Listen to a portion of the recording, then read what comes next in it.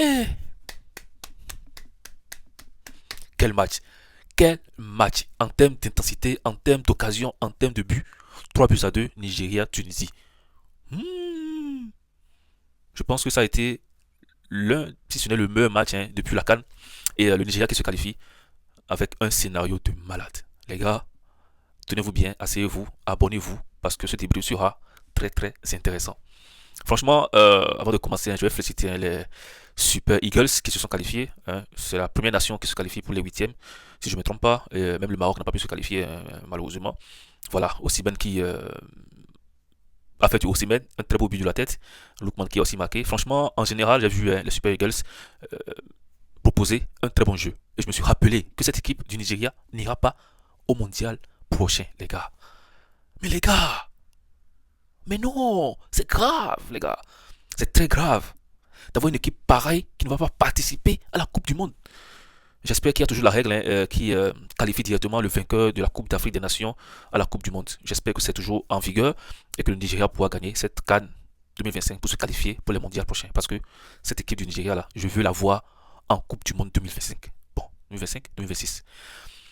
Franchement, on va parler maintenant du match. Il y a eu deux mi-temps. Voilà, une première mi-temps pour le Nigeria et une deuxième mi-temps pour la Tunisie. Franchement, quelle équipe tunisienne.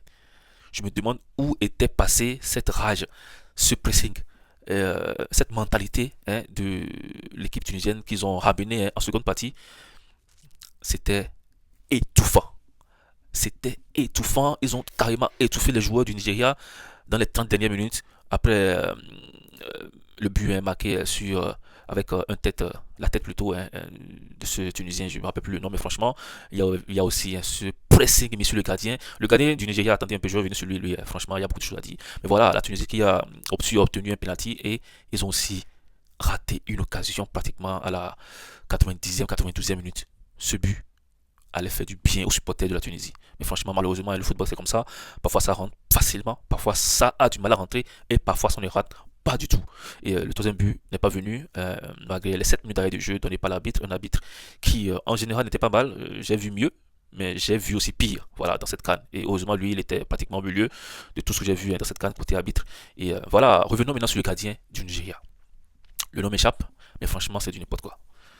Je ne sais pas si le Nigeria va devoir changer son gardien, mais c'est ce gardien-là qui a permis quand même au Nigeria d'aller en finale de la dernière CAN en Côte d'Ivoire, une finale qu'ils ont perdue malheureusement, mais c'est le même gardien qui est resté au goal jusqu'à la fin et ce sera compliqué de le changer, mais aujourd'hui il était vraiment pas dans son match.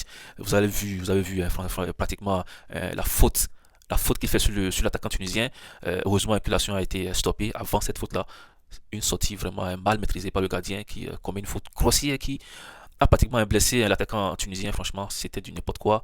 Et vers la fin aussi, vous voyez comment il était pas vraiment rassurant sur les sorties. Il n'était pas, c'était pas, franchement, le gardien aujourd'hui, je me demande si il est digne de représenter une grosse nation comme le Nigeria dans cette CAN, parce qu'il, je pense que c'est déjà un point faible pour cette équipe-là du Nigeria.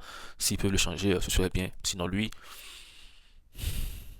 parfois, il y a de grandes nations qui ne ratent pas ces erreurs. Lorsqu'il y aura des erreurs pareilles face peut-être au Maroc ou face au Sénégal, ça ne pourra pas passer comme ça. Aujourd'hui, il a tellement eu de la chance. Il a tellement eu de la chance. Avec ces erreurs-là, la Tunisie n'a pas vraiment profité de tout ça.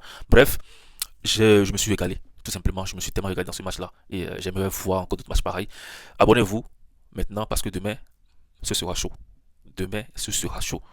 Côte d'Ivoire, Cameroun ou Cameroun, Côte d'Ivoire, je m'en fous. Ce qui est sûr, je serai là. Tenez-vous prêts. Le débrief après ce match-là, ce sera dingue. Ce sera dingue.